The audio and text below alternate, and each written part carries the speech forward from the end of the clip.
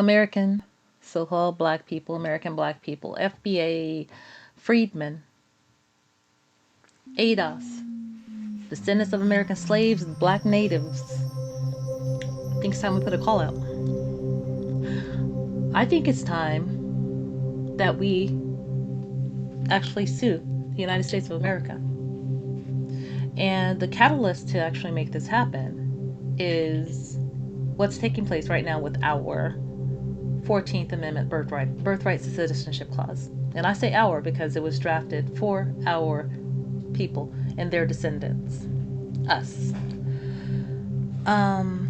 There's currently a lawsuit being filed by roughly 20, 30 non-citizens who are filing to make it so that they can solidify themselves onto our 14th Amendment birthright citizenship clause, which essentially blows the whole door off the hinges in terms of illegal immigration, the magnet. Right. Meanwhile, we look through these comment sections and we hear these discussions and we hear people talk about it, and slowly but easily they're exiting freedmen, our people, out of the conversation, out of the framework of the whole debate about who qualifies under our 14th Amendment birthright citizenship clause. Number one, there's the one thing is for sure, and that cannot be denied, is the intent of the 14th Amendment birthright citizenship clause. You can even say that because it was placed into a Reconstruction Amendment, the 13th, the 14th, the 15th Amendment, which were drafted to be the Negro's Constitution. Those three amendments are Reconstruction Amendments that were drafted for our people. Obviously, later on, the whole entire United States utilizes them as if it wasn't drafted for our people. But the 14th Amendment birthright citizenship clause was placed in the Reconstruction Amendments for a reason, because it was dealing with the American Negro, the recently freed persons.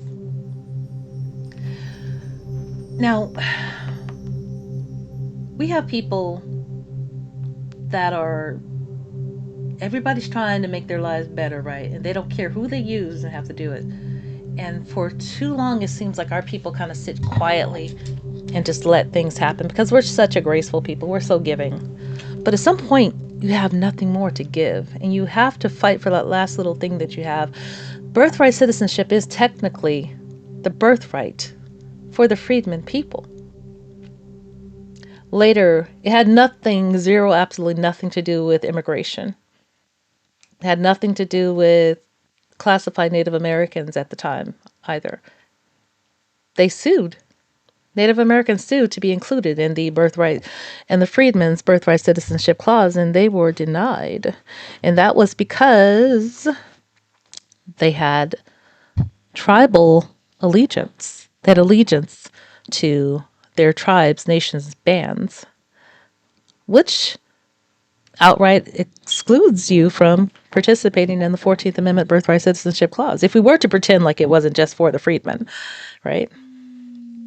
Now, if Native Americans can be excluded from the birthright citizenship clause, why would someone who hops over the border or lies their way into the country and then decides to stay and then has a baby or two, why would they be included?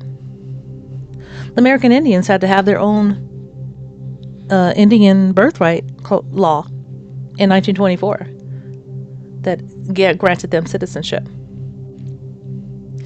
Immigrants are, their citizenship for immigrant children is under immigration law.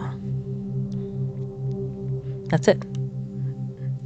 And Wong came along, and Wong was completely wrong because it goes against the intent of our birthright citizenship clause. But Wong came along, and Wong doesn't even cover non-citizens. It doesn't cover non-citizens who are not, you have to be an immigrant in a permanent status. It doesn't cover anyone that came over to go to Macy's or do some shopping and stayed a little longer, or went to a hotel, birthright hotel, or and gave birth to your baby and called it a citizen, then went back to your home country, or came here and said, you know what, it's better here. I can make more money here, and had a few babies so that then they get birthright. It wasn't created for that. It had nothing to do with immigration. Yet here we are. And getting back to the lawsuit that American freedmen must file and pursue vigorously, is the fact that the misuse, the abuse, the misapplied 14th Amendment Birthright Citizenship Clause, our 14th Amendment Birthright Citizenship Clause, has decimated. It's been a catalyst to decimate our communities. Think about how thriving our communities were prior to the Immigration Act of 1965. We thrived. We weren't always there. We had our wealthy people, but we had a lot of people that were working class, a lot of people that were poor, but we had our communities, and they were self-sustaining for the most part. Self-sustaining communities. Sometimes, a lot of times, our people would leave the communities, go out and work in the white communities, and come back into our own communities and thrive. And that was prior to the Immigration Act of 1965, which kind of burst open the door, basically. That's where we had a lot more immigrants come in, right? And along with the immigrants, we had a lot of non-citizens, like illegals, that came in as well, right? Those came in after the Immigration Act of 1965, but they came and they went back home.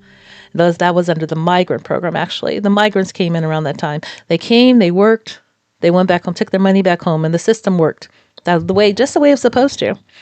But while they were here, they left their families back there, as they were supposed to, because the men came to work and they got the money and took it back to their families.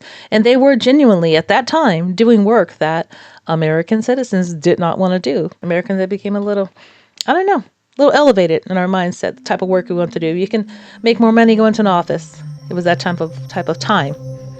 However, things changed